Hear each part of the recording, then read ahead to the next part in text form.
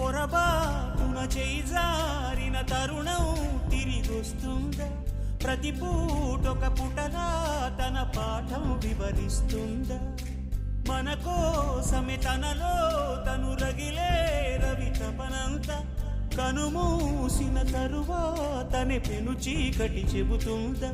కడతేరని పయనాలెన్ని, పడదోసిన ప్రణయాలెన్ని అని తిరగే ఛాయా చరిత పుటలు, వెను చూడక ఉరికే కథలు, తమ ముందు తరాలకు స్మృతుల చితులు అందించాలా ప్రేమికులు.